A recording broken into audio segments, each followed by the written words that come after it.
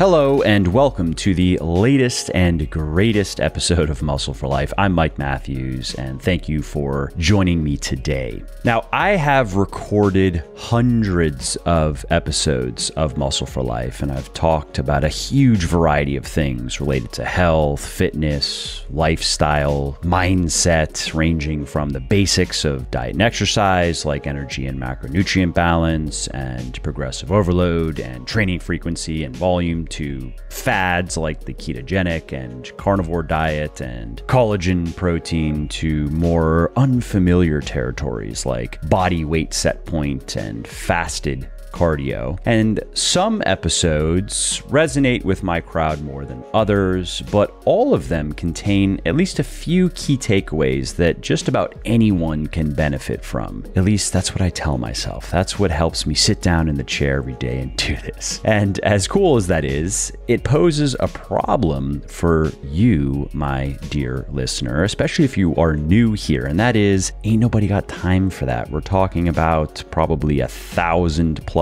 hours of content at this point. And while some people actually do make the time to listen to most or even all of my podcasts, my wizbang analytics tell me that while many listeners tune in on a regular basis, they don't catch every installment of Muscle for Life, and thus they miss out on insights that could help them get even just a little bit better inside and outside the gym. Because if you just get a little bit better consistently enough, that can add up to big results in the long run. And people have also been telling me that they would like me to do more shorter, multi-topic episodes like my Q&As and Says You episodes. And so I got an idea. How about a best of series of podcasts that contains a few of the most practical and compelling ideas, tips, and moments from my most popular episodes, going all the way back to the beginning. This way, people who are new in particular can quickly determine if this is the droid they're looking for, if this podcast is for them or not. And then those who are regulars and enjoy what I'm doing, but just don't have the time or inclination to listen to all of my stuff, and I do understand that, I don't take it personally,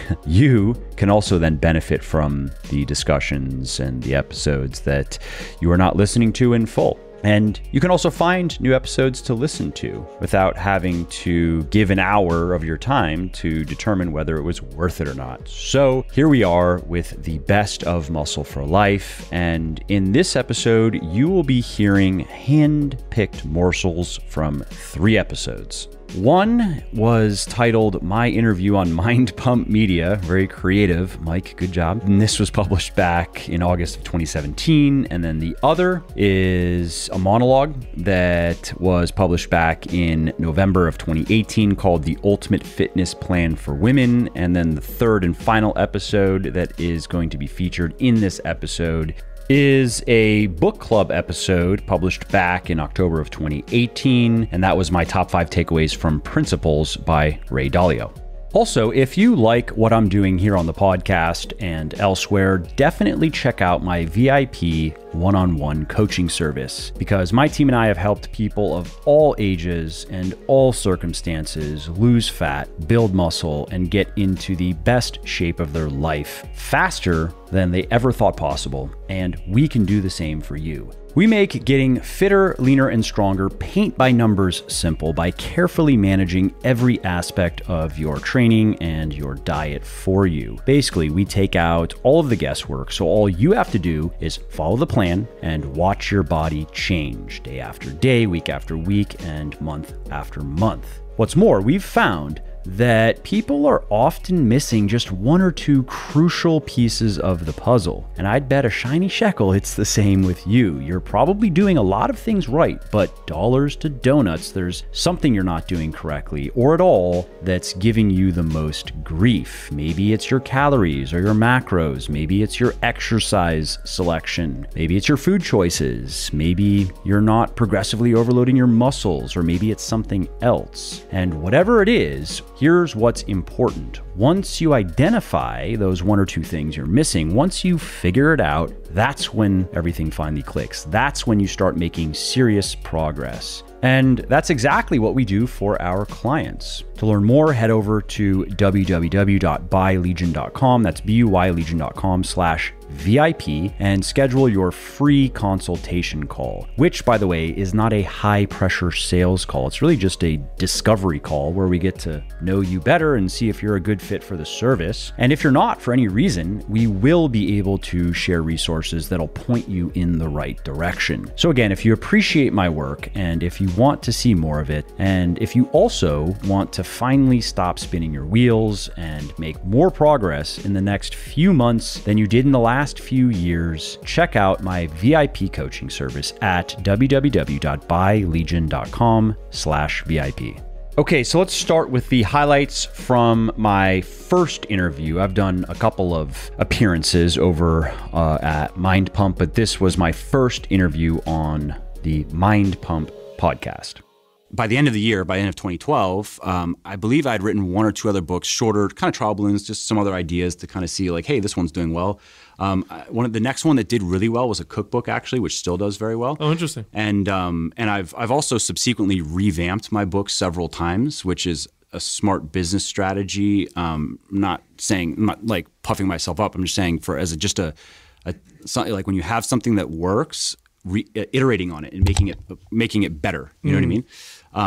And so I've done that several times, and it actually took quite a bit of work. Like, now, were you writing blogs or anything at this time, or along the way? Well, not really. No. So I had posted like one or two little things on this Build Healthy Muscle website, but otherwise, no. I had really just kind of like by the end of 2012, I don't remember the exact timeline, but I had maybe 2, max 3 books. So Bigger, Leaner, Stronger, and then a couple shorter other ones. I believe the cookbook was in 2013. I don't remember exactly. But at the end of the year, Bigger, Leaner, Stronger was selling a few thousand copies a month, and organically at this point. Yeah. Wow. And that's through excellent. word of mouth. And I'll say also a big takeaway from, and it's something I've kept in up until now, is being helpful to people. So when people write emails, when they message me on social media, if they DM me on Instagram, like they will hear back. You're still like that. Yeah. I messaged you and you messaged me, right away. Exactly. That's why. And that was me. It's not like an assistant or something, right? And I have a couple people that help, like my email gets hammered. And so I have a couple people that help with, sometimes they're very filtering it. Yeah, right? very simple questions. Like, but everyone always gets an answer though. You know what I mean? Where it's like a lot of them actually are fairly simple questions that I've already answered in an article that I've written or a podcast. So it's kind of just like, oh, that's a good question. Go check this out. This will answer your question. Let me know if you have any, let me know if it doesn't. And then, but I think this is going to take care of you. But it's just that point of really taking care of people. So up until, maybe the last year or so, I was spending 4-ish hours a day every day, and then probably 6 hours, 7 hours on the weekends as well. It was usually on Sunday, like I would be off on Saturday, and then so just answering people's communication, and that does tremendous things as far as word of mouth goes, because that's pretty cool. If you just look at it like you bought some book on Amazon, you read it, and you're like, oh, it's a good book, and you have a question, you actually heard back and got a really good answer. What a lost art! That is such a lost art nowadays to be able to do that, and those are old school. Makes big impacts. Yeah, that's old school business advice, is to be able to do that kind of stuff. Yep. And I think people doesn't forget. Scale, but it's huge, and that's one of the reasons why it's huge. And it's one of the things that, again, like a lot of people don't want to do that, right? Because it's not sexy. What do you do for fun besides work? So like if you're like you and you're like, okay, I got some time, like I'm gonna do what I really want to fucking do and have a good time. So I haven't been in Virginia. So in Florida, I had like my routine was I would golf on like Sunday afternoons, and so I was into that. And but it was funny because like the first probably 500 hours of golf or so was working on building a swing, because I don't like to be bad at things. Like I don't like to do things that I'm bad at. So if I'm going to do something, I'm going to get good at it, or I'm not going to do it, basically. And so to get good at golf, and I'd read 20. That's also what I'll do. If I'm going to get into something, I'm like, I'll find 20 books to read on it. Oh my God, how did that go? And that is such a complicated sport. Actually, so it went well, but just because I'm such an OCD Nazi about how I'm going about it, right? So like I read a bunch of books, and one of the first things was a book called Every Stroke Counts. Really good book. If anyone's into golf and you haven't read it, read it, right? This is a guy, he's a professor of statistics at Brown University, I believe. And he is business statistics, but also happens to be a golf aficionado.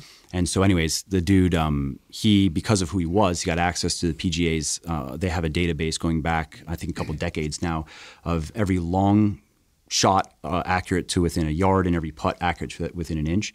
And so they gave him access to all of their data and basically allowed him to just go have fun and see what kind of correlations there were. And so basically kind of debunked similar to like it's like I won't say it's my book, but it was a book that like overturned a lot of things that people assumed about golf and what made for good golf. You know what I mean? And one of the big takeaways was that if you want to be a great golfer, you have to have a good long game, meaning like getting to the green where you're putting, you have to, especially off the tee, so like your drives and then your approach shots. That's where great golf is. That's where it happens, and there are different reasons for that, and it's backed up with data. And so, anyways, this dude, his work, he came up with a statistic that the PGA Tour now uses. So, he's completely legit, right? And so that's why I was like, okay, so I want to get good. I don't want to just be like okay. So I need to have a good long game, which means I need to have a good swing, and that's what a lot of people, going back to doing what most people don't want to do. They don't want to work on building a swing because it's a pain in the fucking ass. So now, as a father, you're in the fitness, space. This is a big part of your expertise. You have kids now. How do you? Your oldest is what, 4? You said 4 now. Mm-hmm.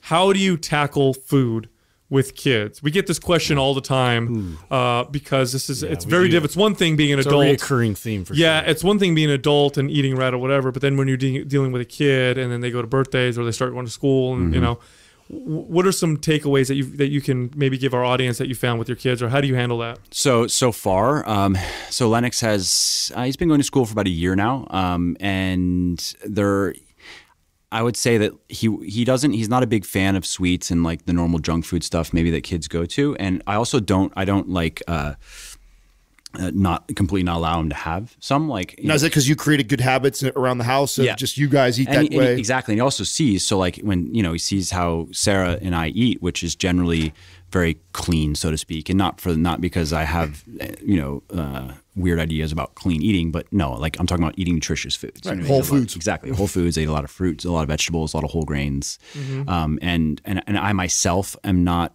an indulgent person when it comes to food. I don't. I think I have a good relationship with food where I can go out and I can eat random stuff and enjoy it or not. You know what I mean? Mm-hmm. And generally, my diet is I prefer to eat that way. And so like my little thing is I like dark chocolate. So I'll have maybe 150 calories of dark chocolate every day, and that's enough. That's satisfying. I like that. You know what I mean? Mm-hmm.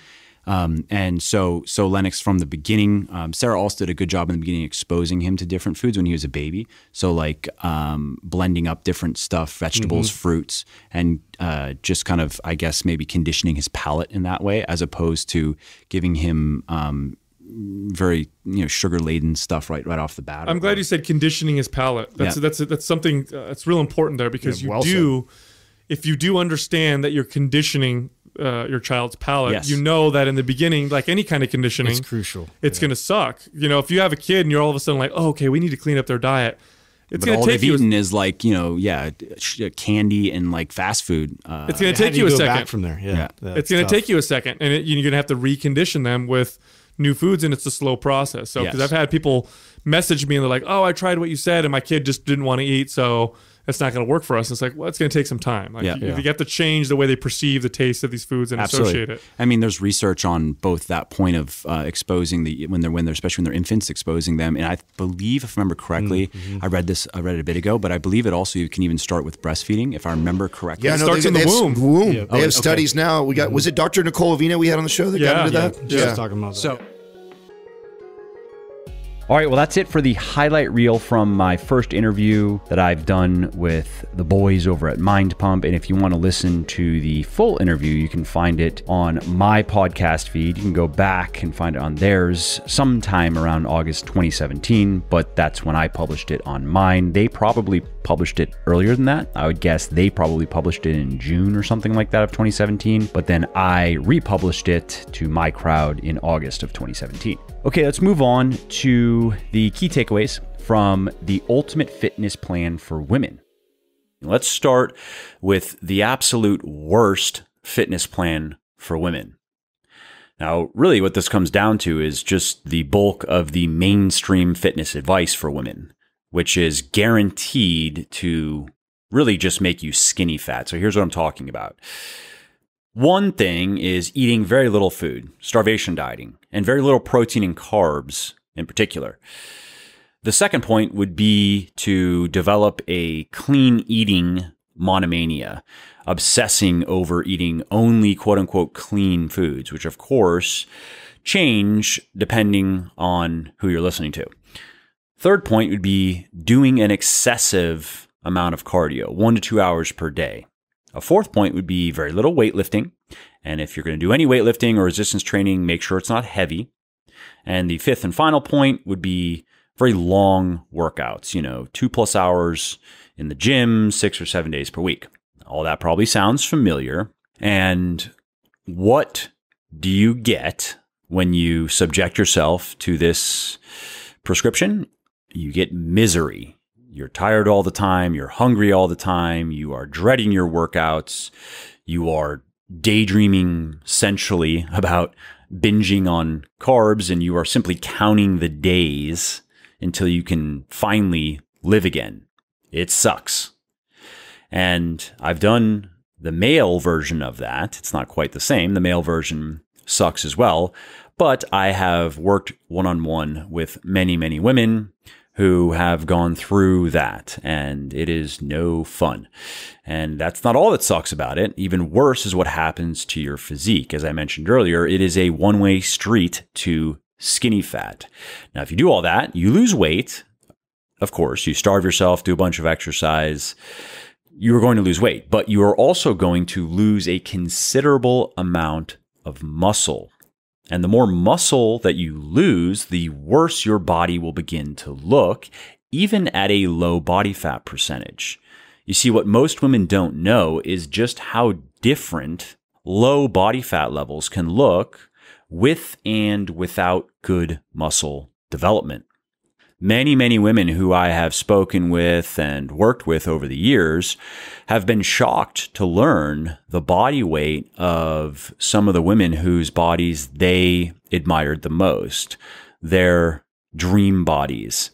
And the reason is body composition. The women with the model physiques often had quite a bit more muscle than the average woman. There still are many women in many gyms who are pretty into weightlifting, who don't look super jacked necessarily, but are big or bulky or blocky enough to give you pause. And here's what you need to know about that.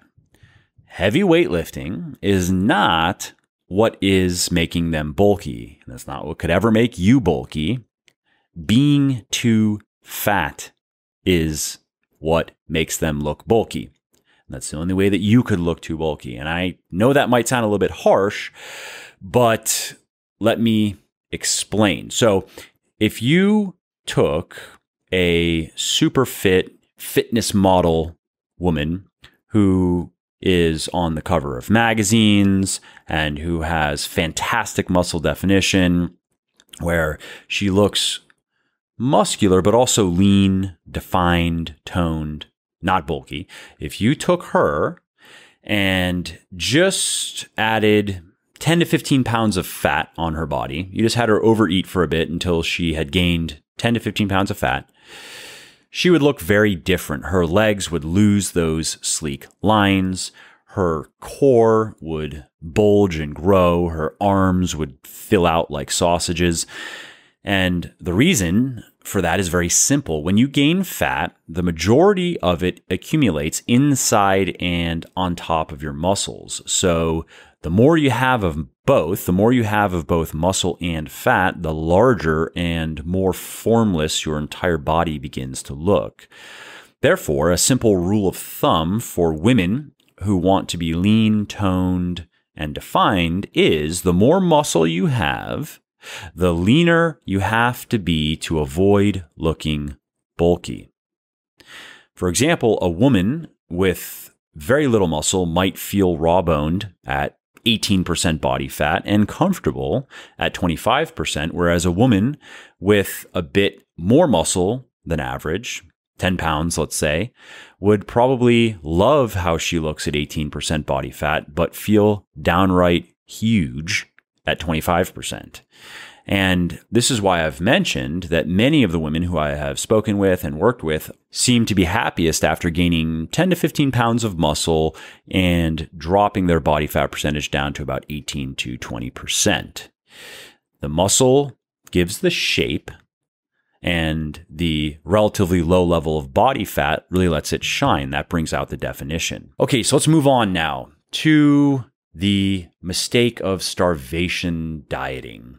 So imagine for a minute, you have the lean, sexy body that you want, and you maintain it by eating foods that you like every day, including treats that are normally considered off limits.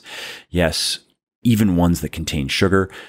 You are never feeling starved. You are never feeling deprived. And so you rarely feel the urge to binge or even overeat. You do this every day, every week, every month for the rest of your life, and you live happily ever after. What a great story, right? The end. Okay, I am not a storyteller, but that isn't a pipe dream. Millions of women and men, for that matter, are living that fantasy right now, and you can too. You do not need to develop an eating disorder or a tapeworm to get and stay lean. You can eat more than you probably think, and you can enjoy your diet and your lifestyle. That said, you do have to follow a few rules. There are a few non-negotiables, and they mostly revolve around energy balance and macronutrient balance.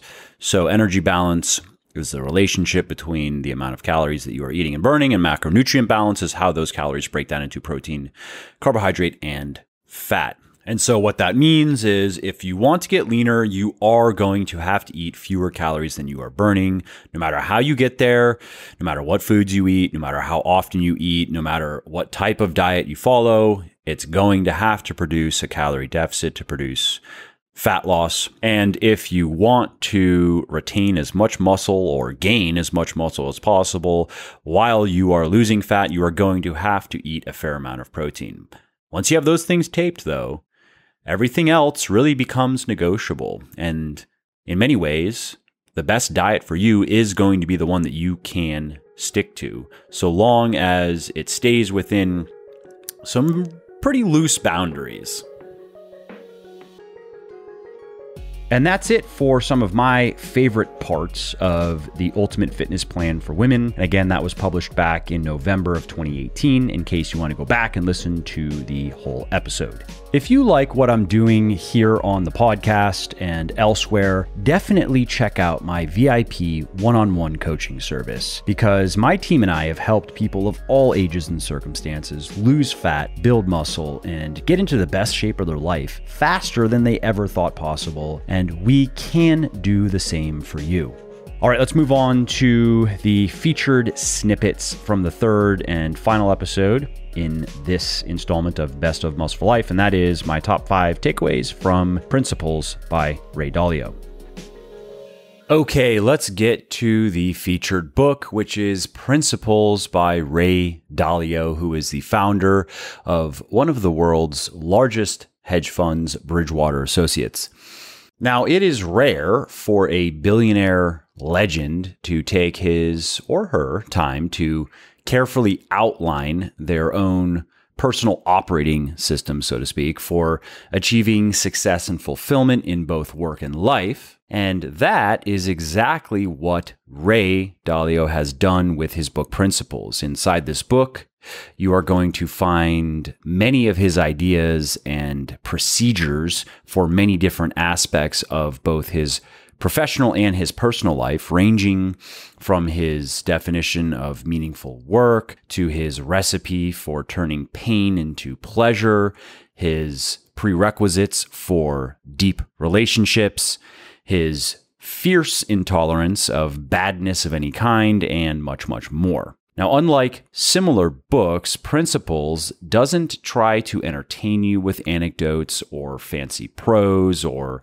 sell you with references to science or history. Instead, it simply presents Dalio's thoughts, experiences, and practices in a very clear and highly organized manner, which is something that I appreciated because it allowed him to share an almost overwhelming amount of high-value information in the book. By the end of this book, I had made a truly ridiculous amount of highlights and notes.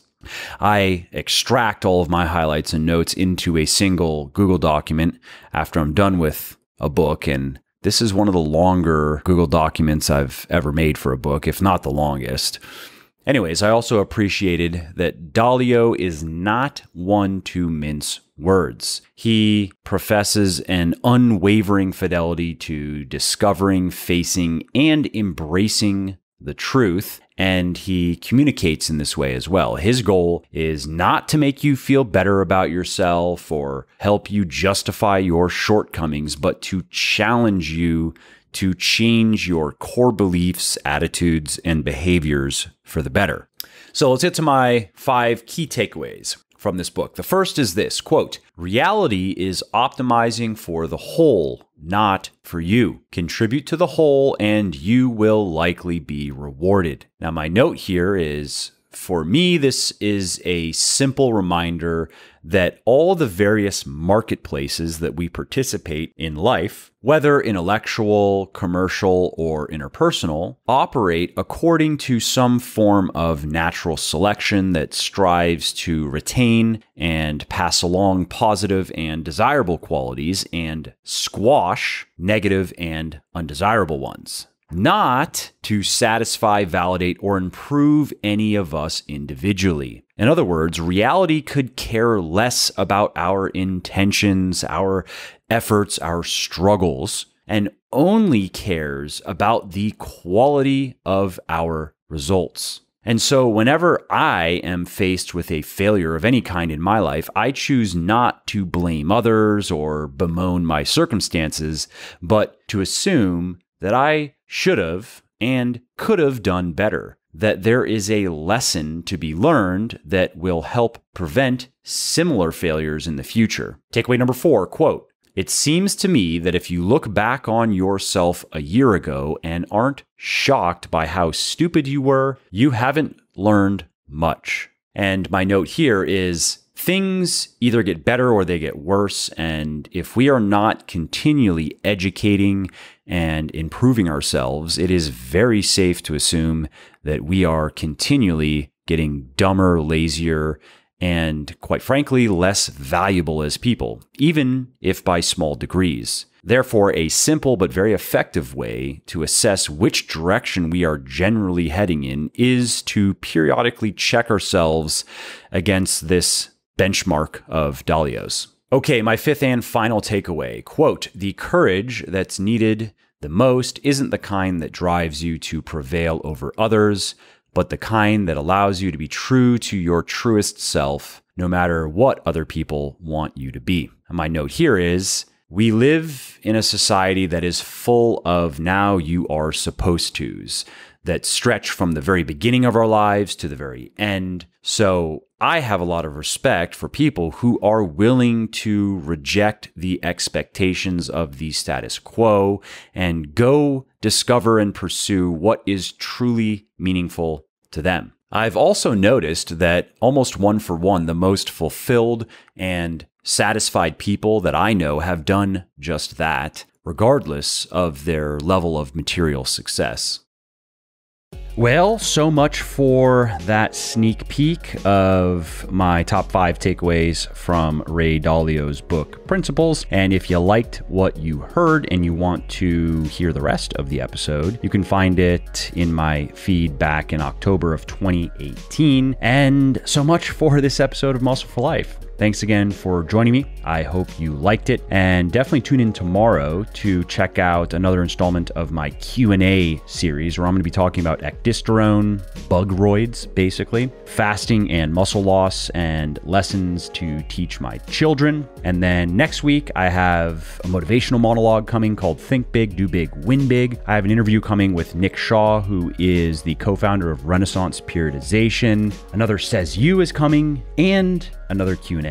please leave a quick review for the podcast on iTunes or wherever you are listening from, because those reviews not only convince people that they should check out the show, they also increase the search visibility and help more people find their way to me and to the podcast and learn how to build their best body ever as well. And of course, if you want to be notified when the next episode goes live, then simply subscribe to the podcast in whatever app you're using to listen, and you will not miss out on any of the new stuff that I have coming. And last, if you didn't like something about the show, then definitely shoot me an email at mike@muscleforlife.com and share your thoughts. Let me know how you think I could do this better. I read every email myself, and I'm always looking for constructive feedback. All right, thanks again for listening to this episode, and I hope to hear from you soon.